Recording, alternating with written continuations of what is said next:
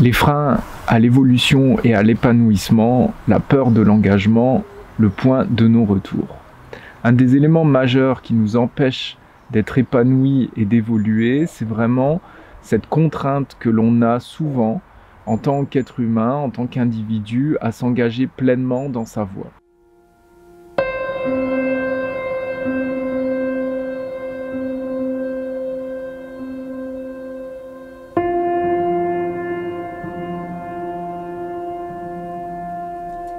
Alors c'est important de rappeler pour moi qu'il y a vraiment deux dynamiques par rapport à notre humanité, par rapport à aussi cette voie personnelle. C'est-à-dire qu'on a vraiment une voie collective.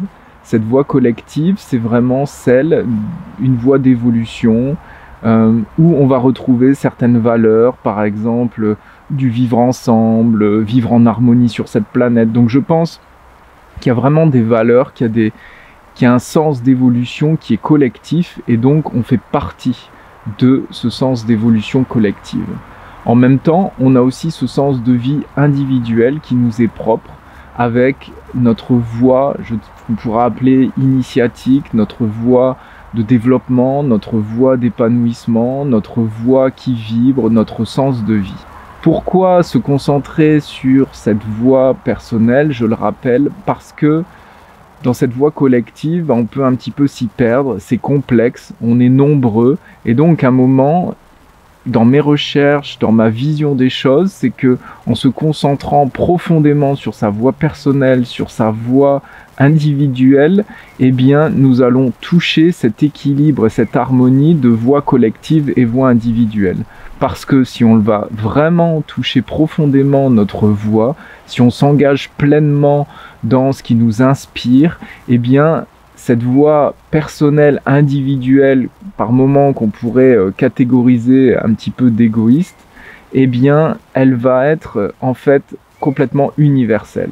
Ce ne sera pas le propos exactement de notre vidéo pour démontrer cela, mais c'est vraiment avec ce présupposé, avec cette idée-là de vraiment suivre cet appel et cette voie personnelle. La peur de l'engagement va souvent venir de notre perception linéaire des choses, des éléments. C'est-à-dire que souvent, on va penser que si je m'engage dans une voie, si je m'engage dans ma voie, en fait, j'irai d'un point A à un point B, et donc il y aura souvent des freins à aller dans cette voie parce que il y aura vraiment cette perception, cette notion que je vais perdre des choses et que je ne pourrai pas revenir en fait de cet engagement. Et c'est à mon sens vraiment un frein important qui nous fait passer souvent à côté de nos vies. Cette perception linéaire, à mon sens, elle est juste dans un espace-temps. C'est-à-dire que si je m'engage sur ma voie, c'est-à-dire, prenons l'exemple d'un artiste, quelqu'un par exemple qui aspire à créer, ça peut être dans le domaine de la danse, de la peinture, peut-être dans d'autres arts, dans la musique, eh bien, cette personne, à un moment, oui, il y aura certainement un mouvement linéaire. C'est-à-dire que si cet artiste, par exemple, s'engage pleinement dans sa voie, eh bien, à un moment, il va peut-être se couper de certaines choses, de certains éléments, de certaines autres parties en lui. C'est-à-dire que si sa partie principale, son appel initiatique, c'est vraiment quelqu'un qui est là dans sa vie, qui est appelé à créer quelque chose d'assez profond, que ça revient souvent, eh bien, à un certain moment, oui, il y aura cette linéarité, c'est-à-dire qu'il va s'engager, il va peut-être perdre certains éléments. Il va peut-être perdre des éléments si c'est par exemple quelqu'un qui est dans un environnement peut-être social important, avec de nombreuses personnes autour. Peut-être que de se concentrer dans son art, à un moment, il va d'une certaine manière fermer peut-être certaines portes. Donc, peut-être qu'il y aura cette peur de s'engager, par exemple, vers cela, parce que ça va le couper peut-être d'un certain lien social. Mais c'est dans ce sens-là que je veux vraiment exprimer ce cycle, c'est-à-dire que si cet artiste va dans son art, c'est-à-dire qu'il s'y consacre, qu'il y va pleinement, eh bien, à un certain moment, par exemple, par essence, si on regarde par exemple les artistes, dans différents domaines, à un moment, il y aura cette envie, ce besoin de partage. Et donc, si je vais par exemple pour cet artiste pleinement dans ma voie, eh bien, je vais pouvoir à un certain moment, en fait, retrouver peut-être un lien social. C'est juste un exemple. On a beaucoup, pour moi, d'exemples comme ça. Par exemple, il y a quelques années, je m'intéressais au voyage à vélo et j'ai lu un article d'une famille qui avait fait quelque chose d'assez exceptionnel. Cette famille était partie, donc c'était un couple avec 2 jeunes enfants qui étaient partis de Chine pour rejoindre Strasbourg, donc de Pékin. Ils avaient parcouru 10 000 kilomètres et ce sont, donc je pense à cet instant, des personnes qui se sont coupées peut-être de certaines réalités, c'est-à-dire qu'elles se sont mises dans leur projet et puis peut-être que par exemple pendant un certain laps de temps, eh bien, elles n'ont pas pu peut-être côtoyer leur famille, elles ont eu vraiment ce sens de vie, cet appel pour la vie nomade. Dans cette vie nomade, ce qui est intéressant, c'est que il y a quelques temps, j'ai retrouvé en fait un reportage qui parlait d'une famille qui voyageait à travers le monde avec ses enfants et qui transmettait en fait ses expériences. Ils faisaient des conférences, ils avaient écrit un livre, il y avait plein en fait d'activités autour de leur voyage. Et en fait, je me suis rendu compte en regardant ce reportage que c'était ce couple que j'avais vu 10 ans, 15 ans plus tôt en fait dans cet article de magazine. Et donc, pourquoi je parle d'eux, c'est que ça montre pour moi que eux aussi, en allant pleinement dans leur voie de voyage nomade, à un moment, ils se sont reconnectés en fait à d'autres parties en fait, par exemple de transmission, de lien social, d'accompagnement, alors que peut-être à un moment, elles ont osé plonger dans une forme de peut-être de cocon, de solitude, d'être coupé un petit peu d'autres personnes. Pour moi, ça peut être plein d'éléments. C'est-à-dire qu'à un moment, ça peut être aussi un appel que je vais avoir, par exemple, de liberté. Un moment, ça va peut-être être la sagesse. Un moment, ça va peut-être être plus une vie qui va être centrée sur l'ambition, la carrière entrepreneuriale, l'entreprise, peut-être monter les échelons, avoir un certain poste, être animé par d'autres éléments. Dans notre vie, on va avoir, à mon sens, 2, 3, 1, 4 axes principaux. Et c'est ça que j'appelle l'engagement. Donc là, j'ai illustré par exemple certaines personnes. Et ces axes principaux, ils vont toujours revenir. C'est-à-dire que ces appels, c'est ce pourquoi, j'ai presque envie de dire, je suis né et ce que j'ai envie aussi de me dédier, eh bien ça va revenir très souvent. Parce que j'aurai un terreau, peut-être familial, des aptitudes, une aspiration, une inspiration qui va être là et qui va revenir. Certaines personnes ne l'ont pas, mais je pense que c'est vraiment une absence d'écoute ou un manque en fait d'engagement des fois dans certaines voies. Mais si on regarde bien, souvent, même peut-être que ce ne sera pas des énormes rêves ou des inspirations qui vont être vraiment très visibles, mais à un certain moment, en fait, il y a des choses qui vont revenir dans notre vie, qui vont être cycliques. Peut-être que ça peut être construire une vie de famille, peut-être que ça peut être une vie inspirée par la transmission au niveau des enfants, ça peut être par rapport à l'éducation, ça peut être dans la recherche. Pour moi, voilà, ça peut être des éléments extérieurs, comme je l'ai dit, des valeurs, même un type d'énergie que je vais rechercher. Nous avons par exemple, si vous le connaissez, par exemple Pierre Rabhi, pour illustrer mes propos. Si vous le connaissez pas, c'est quelqu'un donc qui a vécu à la vingtaine, qui était d'origine algérienne, qui vivait à Paris comme un ouvrier, qui a fui cette vie-là avec sa femme et qui a été logé en Ardèche, dans un coin isolé où il a commencé à cultiver en fait par exemple sur une terre vraiment sèche, aride, et il lisait aussi un peu de philosophie, un petit peu de spiritualité, et donc c'est quelqu'un qui par la suite en fait a développé, donc encore une fois en allant dans sa voie, il a développé un petit peu isolé à un certain moment, il a été vraiment sollicité par la suite à la fin de sa vie et même au milieu de sa vie en écrivant des livres. J'avais rencontré quelqu'un de son association Colibri qui l'avait mis au départ en place, qui me disait qu'il y avait à peu près 600 demandes de conférences en fait pour qu'il intervienne en fait en France chaque année. Il est passé dans les médias. Donc encore une fois, c'est quelqu'un qui à un moment a suivi son mouvement et il y a eu comme un cycle en fait où il est revenu de quelque chose. C'est-à-dire qu'il y a eu une forme de globalité. Je peux penser aussi à certains explorateurs, c'est-à-dire un explorateur en particulier qui a été faire des choses assez extraordinaires et qui à un moment a inclus en fait sa vie de famille dedans.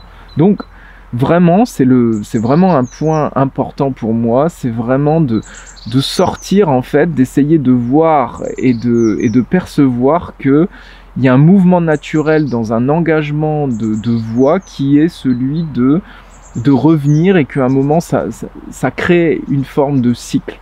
Si par exemple on a quelqu'un qui est plutôt en création d'entreprise ou vraiment en mode start-up qui entreprend beaucoup, eh bien à un certain moment, encore une fois peut-être qu'il sera isolé, mais s'il est isolé, à un certain moment, eh bien peut-être qu'il va côtoyer du monde peut-être en employant des personnes, s'il réussit dans sa voie et qu'il approfondit sa voie, il va vendre des biens, des services, donc encore une fois ce sera une phase en fait. Donc l'idée vraiment c'est de sortir de cette idée de linéarité de phase et de non-retour. J'ai un exemple aussi personnel où à la vingtaine j'ai vraiment eu cet appel du voyage. Et en fait, en étant dans cet appel du voyage, j'avais des personnes, je sentais autour de moi qui avaient aussi cet appel en fait de voyager. Et donc, on était plusieurs à ce moment-là, à être même à l'étranger, et j'avais un ami assez proche qui me disait « Non, moi si j'écoute ça, en fait si j'écoute d'une certaine manière ma voix, je ne reviendrai pas. » J'ai choisi une autre voie. J'ai décidé d'y aller, j'ai décidé de voyager pendant 10, 11 ans, et en fait à un moment, le retour s'est fait naturellement. Et j'ai eu besoin, à mon sens, parce que c'était mon sens de vie, de revenir et de retrouver autre chose, en fait, suite à cette exploration. Le propos, c'est pas de dire de revenir après 10 ans ou au bout de 2 ans, c'est juste de dire qu'il s'est passé d'autres choses quand je me suis engagé, en fait, sur cette voie. À un moment, j'ai lâché les études, j'ai fait un travail un peu plus temporaire, j'étais dans d'autres choses, je n'ai pas sollicité par exemple certaines capacités et en fait c'est revenu plus tard. Donc encore une fois, je pense que les personnes qui me disaient ah non mais je ferai un tour du monde plus tard et qui forçaient finalement à ne pas aller dans cette voie vont rester en fait dans un entre-deux. Donc il y a vraiment ce point où à un moment naturellement en fait il va y avoir vraiment ce cycle qui va revenir et en fait on va être comme avec une forme de cercle et de spirale. Il y a des choses, on va s'engager dans certains mouvements, mais ça reviendra, à partir du moment où on y va aussi pleinement. Et c'est ce qui va souvent se passer, c'est que si je n'ose pas vraiment y aller et que je reste en surface, eh ben, je vais avoir tendance à rester entre deux en fait. Et si je reste entre deux, je ne vais pas développer cette qualité de présence, c'est-à-dire je serai ni dans un mouvement ni dans l'autre. Et à un certain moment, ça posera problème et ça va pas créer un épanouissement et un accomplissement et une évolution personnelle. Donc ça, c'est vraiment un point essentiel. L'autre point, c'est qu'il y a ce mouvement naturel, bien entendu, mais il faut être aussi attentif et pour moi, dans ce sens vraiment d'avoir une plus grande conscience, d'une pleine conscience, beaucoup plus globale qu'une conscience un petit peu morcelée, parcelée, en fait, partielle, qui va rester en fait sur par exemple qu'une partie. Cette partie, si je réponds à cet appel, ce sera vraiment des parties principales. Mais aussi, ce sera important de ne pas se laisser, je dirais, endoctriner par cet engagement et ces parties qui vont être principales et d'être suffisamment conscient aussi pour voir notre ensemble et les parties peut-être secondaires, annexes, qui vont être aussi qui auront besoin d'être nourries elles aussi. Si je prends par exemple à nouveau un entrepreneur comme moi je peux l'être, c'est-à-dire qu'à un moment, peut-être qu'au niveau de ma vie de famille, eh bien, il va y avoir peut-être vraiment une action où je vais peut-être délaisser une certaine partie, par exemple, de vie de famille. Et donc, il y aura un cycle, parce que si je nourris pleinement mon mouvement, eh bien, à un moment, au bout de 6 heures, 7 heures, où j'aurai vraiment travaillé, j'aurai créé, j'aurai suivi mon inspiration, eh bien, j'aurai fini ce cycle du moment, par exemple du jour, et après, je pourrai être vraiment présent, peut-être avec ma fille, ma femme, la vie de famille, d'accord, ou autre. Et aussi, c'est qu'à un moment, c'est important aussi de sortir de son mouvement, c'est-à-dire d'être dans ce mouvement principal et d'observer un petit peu ce qui se passe. Et d'essayer, s'il y a un certain excès de cet engagement, d'avoir aussi cette conscience plus globale et de se dire « Ah, là, c'est important aussi que je nourrisse cette partie-là. » Parce que c'est le même système qui va entre guillemets opérer. C'est-à-dire qu'à un moment, si je suis pleinement engagé dans ma voie et qu'il y a des voies annexes qui me sont proposées, dont j'ai besoin, eh bien je vais encore une fois avoir peur peut-être d'aller dans cette voie annexe pour perdre entre guillemets mon engagement principal. Et on va jamais s'en sortir. C'est-à-dire qu'il y a vraiment cette croyance que les choses ne sont pas cycliques, sont séparées, alors que il y a vraiment ce système pour moi organique où les parties, les besoins, les choses qui vont m'appeler, eh bien, elles vont se nourrir entre elles et il y aura vraiment des cycles qui vont se nourrir entre eux. Pour conclure donc cette vidéo, à mon sens, il faut vraiment essayer de sortir du coup pour aller vraiment vers cette évolution et vers cet épanouissement, de répondre à nos appels. Et là, je vous propose de faire une petite pause dans la vidéo.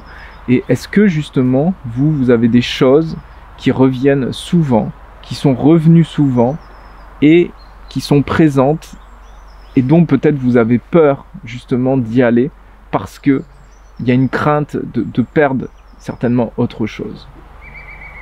Une fois cette pause faite, cette introspection faite, essayez de voir justement quelles sont peut-être les peurs et quelles parties peuvent justement ne pas être alimentées si vous vous engagez. Et donc vraiment, l'idée, c'est d'avoir cet plein engagement, d'y aller réellement, tout en étant aussi conscient de ma globalité. Cet engagement, il va y avoir des cycles naturels que je ne mesure pas, peut-être une voix qui m'appelle, mais je ne sais pas encore comment ça va se passer. Et en fait, tout naturellement, universellement, il va y avoir quelque chose qui va revenir. Il y aura d'autres parties qui vont être alimentées.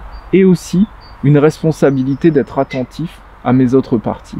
Et je finirai vraiment par cette métaphore, c'est que, pour moi, c'est vraiment de construire son arbre, c'est-à-dire son tronc.